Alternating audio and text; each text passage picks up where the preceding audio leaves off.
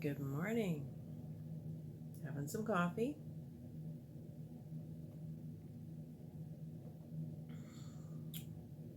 Got more stuff on the wall behind me.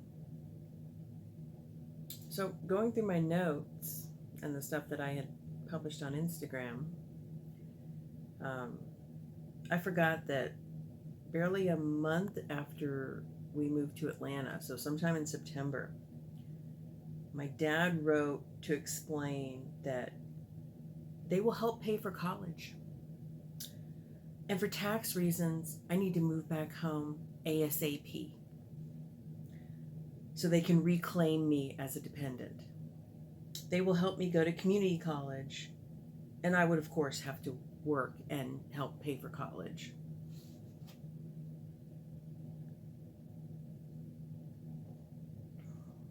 I did not move back home. That was not going to happen. I really loved my independence. And that's what the red piece is. I had mentioned in an earlier video that I had a few false starts. Like I tried writing my stories. I tried publishing them on a blog and nobody read them. The ones on the red piece of paper were done around the 4th of July of 2016. It was about moving away from home, moving to Atlanta, independence. So I did those drawings and then they didn't really go anywhere. And it took me, I guess, 2 more years into 2018 before I figured out what I was doing and began posting the stories. But I kept those. So when I lived at home, like when I have a favorite song, I want to listen to it over and over and over again. And I did have headphones, but I don't know, back in the early 80s, we didn't really use headphones and earbuds weren't a thing yet. And I was tired of my dad banging on the door and telling me to turn the music down or turn it off.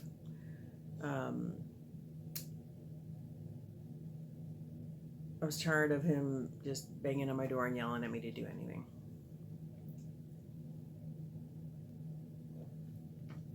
Here's what I wrote on Instagram.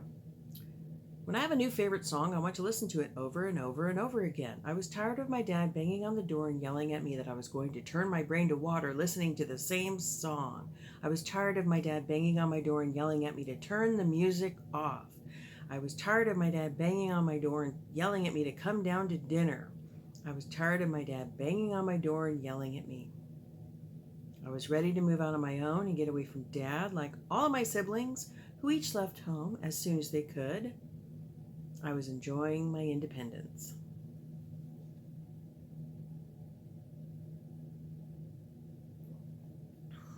I think it wasn't until I get into the college stories that I really was posting in the present tense as if I had Instagram back in the early 80s. So I'll go over those as soon as I have a little more coffee.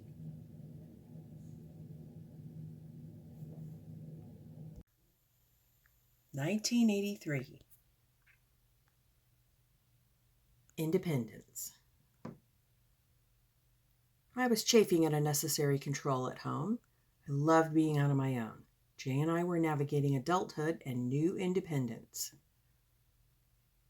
This is a repeat.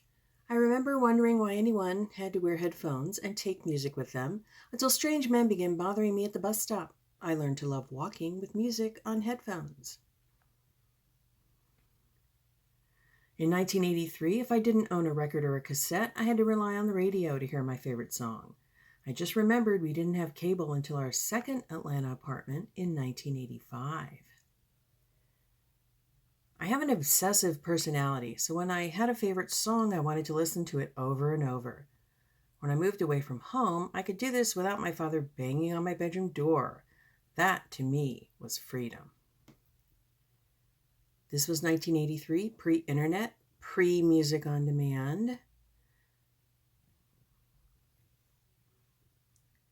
I don't remember everything about the 2.5 weeks by myself after the holidays in December 1983. I mostly remember the Roger Daltrey movie double feature, McVicker and Tommy.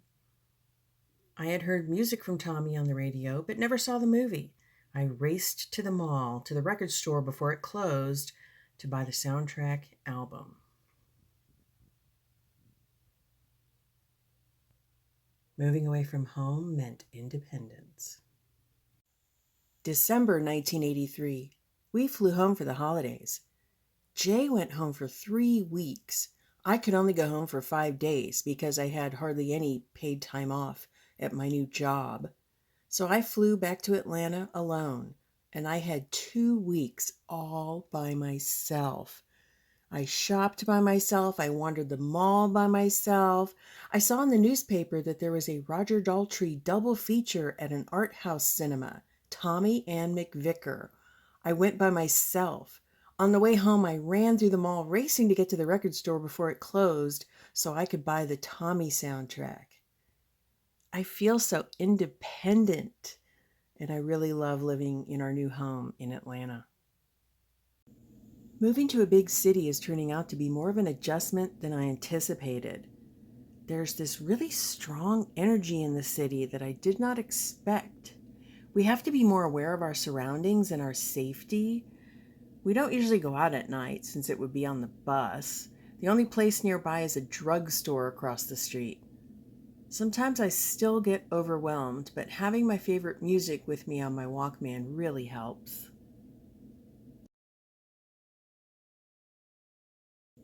Jay and I spend many of our evenings just talking. This is a crappy little apartment, but it's our home. We love living on our own, not having to go to each other's parents' houses or to beg for a car. We're on the bus, but we're on our own. So we've been talking about what we might want to do with our lives, and we have had a revelation. We don't have to get married and have kids if we don't want to. Because I don't really want to. It's not like I'm dating someone anyway. Where would I even meet guys? At the bus stop? Jay's grandparents live in a small town in Georgia, and we've been visiting most holidays. Um, we ride down with her sister. But at our last visit, they gave Jay a car, a yellow gremlin. It's strange that everyone makes that face when I say gremlin. Anyway, we finally have wheels. So we have been going to the malls, to the grocery store, and the movies. So many movies. It's really nice to be mobile again. June of 1984, and we are at Tybee Island, Georgia. It's my 20th birthday, and we're on vacation all by ourselves. It feels like such an adult thing to do. We rented a car because we wanted to have a really dependable car for a road trip. We booked a hotel, a cheap hotel, and we just drove to the coast all by ourselves.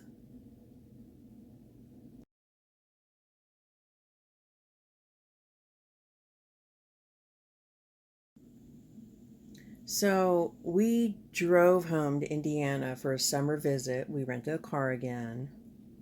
And I didn't realize that I missed a financial aid deadline because I was going to apply to go to Georgia State University in the fall. Um, so I can't start college in the fall. And I didn't really know what I was going to do, but Jay had a brilliant suggestion. She said, "Why don't I start at a community college? So I can kind of get back into the groove of being in school. I get a few required courses out of the way. So this fall, I'm going to take biology classes and labs." We got a kitten. Yes, a kitten. We went to the pet store at the mall, and the display window was full of ginger kittens. We couldn't even pick one. I mean, how do you decide? So the clerk brought one out, and she said he was the first one to step forward. But we're not allowed to have pets in the apartment. We hope we don't get in trouble. The first night on Halloween, he crawled into the bowl of Halloween candy. Not that we got many trick-or-treaters.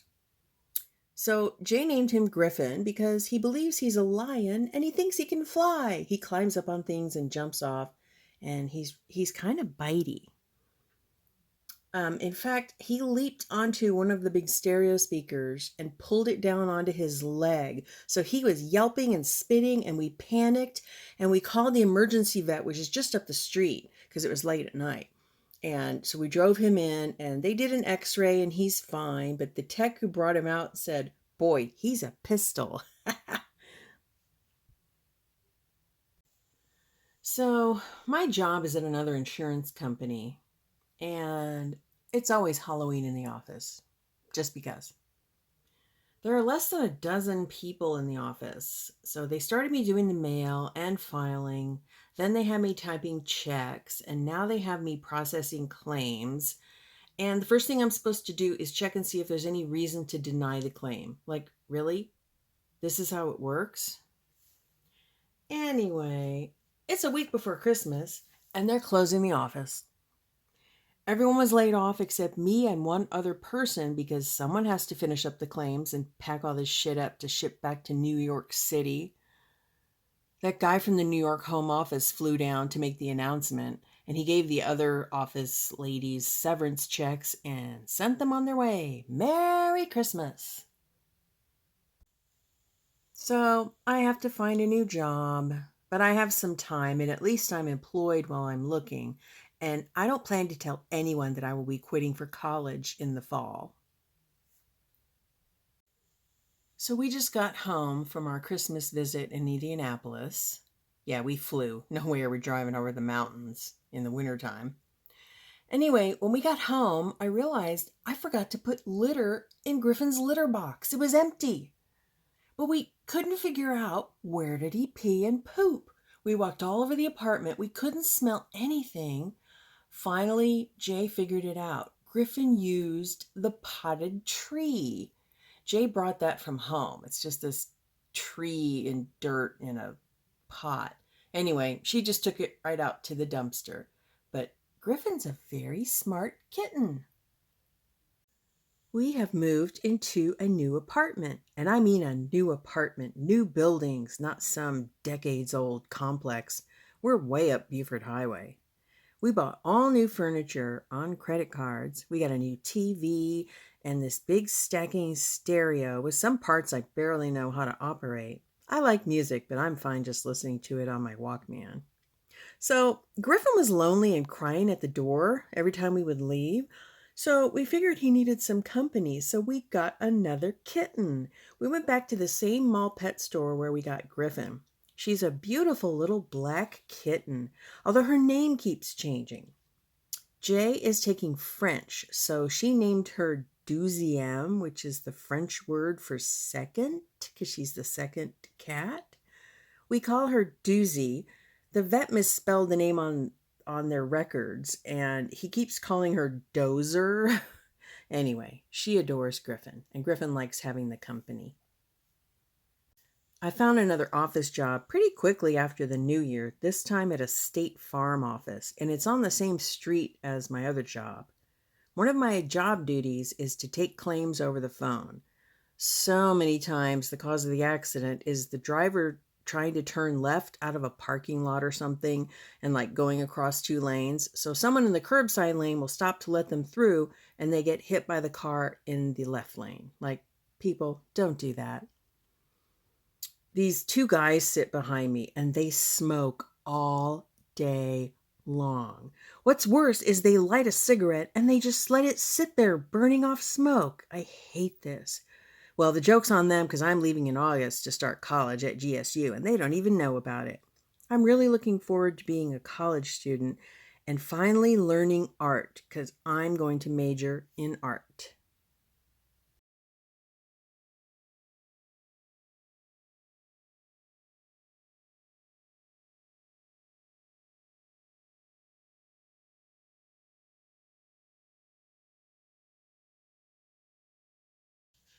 Jay and I are about to drive down to her grandparents' house for the 4th of July.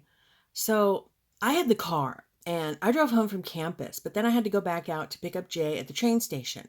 And when I drove up, I saw this little black kitten on the grass, and I thought Doozy had gotten out. I ran up and realized it wasn't her. This kitten is a stray. And someone put out a little aluminum dish of cat food, and he just sat there looking at me. But I had to go. I went inside, and Doozy and Griffin were just fine, so I rushed back out past that kitten, got into the car, drove to the train station. So I told Jay what happened, and we drove to Kroger to get some snacks for the trip. And on the way home, she said, "Lisa, if that kitten is still there when we get home, we're taking it inside. We can't just leave it there." So we took him in with the groceries. Jay has the master bedroom since she actually has cat allergies, so her bedroom is always closed off. So I washed the kitten in her bathroom sink. Oh, he was crawling with fleas. And we put one of the litter boxes in her bathroom with cat food and water, and we just drove off for the weekend. Jay named him Button Gwinnett after one of the signers of the Declaration of Independence. Anyway, we just call him Button. So now we have two black kittens.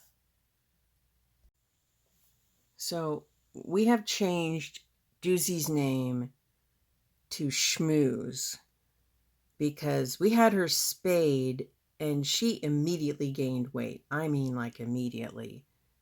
We said she was schmoozing out all over the place. So we call her Schmooze or Schmoozy, although sometimes that changes into Moojie. And the vet calls Button Buttons. Like, no, it's just a single button. Moojie doesn't like Button, actually, but she's starting to chill out about it. But she doesn't let him forget that he's cat number 3, so sometimes she'll hit him on the head. And Button doesn't care most of the time. He's just happy to have a home. And Griffin is thrilled to have all this cat company. All right, well, there goes the gremlin. So we've had problems with the gremlin from the beginning, and it's died several times at inconvenient times and places, like the mall at night after everything closed. Some guy driving by helped us out and got it started again. And the temperature gauge had been running hot, so we try not to drive it for too long so it can cool down again. But I was taking Button to the vet for his vaccinations, and after I left the vet, the temp gauge showed really hot, but I didn't know what to do. So, and Button would not get in the cardboard cat carrier, but he rides well in the car, so he doesn't get in the way. Anyway, I drove away from the vet, and there was this bang under the hood, and the car died, and like nothing worked. I steered up this residential street, and the car wouldn't stop, even in park. So I threw on the emergency brake, and I knew I had to get out of the car. So I got out, and Button was right behind the driver's seat. So I grabbed him, grabbed my purse, and ran. I ran up to this house. There was a louder bang from under the hood, and all this heavy white smoke starts pouring out. So I'm frantically knocking on the door. This old woman answers. Several old women were like playing cards. So she pulls me inside. Someone dialed 911, and another one got a cardboard cat carrier for Button, and he got into the cat carrier that time. They let me use the phone to call Jay, and some coworkers gave her a ride from GSU out to where we were. So the fire department drives up and puts out the fire, and police came and took a statement, and someone called a tow company, and we had it towed to the apartment because we didn't know what else to do. We were pretty sure the car was not repairable, and our friends drove us home, the friends from work. So we've been without a car for a little while, and Button was fine after his little adventure, and we arranged for some auto place to come get the car, like for scrap metal. Anyway, Jay's dad drove down to Atlanta and bought her a brand new Ford Escort. So now we have a brand new car. It is almost time to start college. It is almost time for classes to start. And I'm hopeful about college and anxious to get started. I'm ready to learn how to be an artist.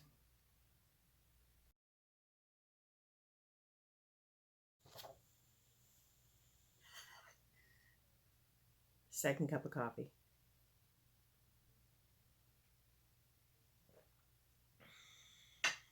So, in between all this, I had posted something on Instagram that I opened up my Facebook and it showed me a memory from 8 years ago, like from 2018. Yeah, like 2010. It's a painting I did when we lived in Laurel, Maryland, which is halfway between Washington, D.C. and Baltimore. And I'll park that painting in. Back when I was still trying to be a painter. Anyway, I was experimenting with a bunch of stuff like mixed media and layering, and it was not for me. I tried to create this textured surface, and it was just a mess. But I was remembering how I was struggling with anxiousness and overwhelm, which I now realize is because I'm an HSP, a highly sensitive person. So what I was feeling and reacting to was the sheer number of people in DC, because there are a lot of people in DC, and most of them don't live in DC. They come from the surrounding area. Steve had family in the area, and they lived just across the border in Pennsylvania. And we would go to visit them, and some of their neighbors worked in DC. That was an hour away. So a lot of people just flood into DC from hours outside the city. So I looked it up on Google, and there's a name for this: commuter adjusted population. So Washington, D.C. has the second highest commuter adjusted population. And I actually looked this up last week, and it's still pretty close. So the nighttime population is 500,000. The daytime population is 1 million. Manhattan is number one with 1.5 million nighttime population and 3 million daytime population. And I'm rounding up these numbers. So my point was that while we lived in the DC area, I was anxious a lot of the time. But it wasn't anxiety, it was just a constant over-arousal from commuting into DC every weekday along with another 500,000 people. I knew there was something about DC that was just wearing me down, and I wish I'd known what it was at the time. So you'll hear me talk about my adjustment to the big city of Atlanta. There was an anxiousness that I just couldn't explain, although now I know it's my HSP sensitivity. Sorry. Hang on. More coffee. My HSP sensitivity having trouble adjusting to being around all these people. So I also looked up, this is current population numbers. Indianapolis Metro is 2 million people. Atlanta Metro is 5 million people. But even in 1983, Atlanta was much bigger than Indianapolis. So since reading the HSP books and understanding about my sensitivity, I find it easier to recognize my over-arousal with all these people around. So here in Bloomington, Indiana, when the students return to campus in August, which is happening right now at Indiana University, Bloomington. I wrote at the time 43,000 undergraduate students. It's close to 49,000. I think it's like 48,9 something. That's total student population. But the undergraduate students and their parents for move-in, plus grad students. So I've been able to realize my anxiousness is due to this huge influx of people coming into Bloomington. But I've never been able to do this before, just to recognize that's what's happening. All these people are coming into town. So like this week I've been a bit more anxious than usual, because that's what happens when all these people come back. It's fun being an HSP. Anyway. Thank you for watching.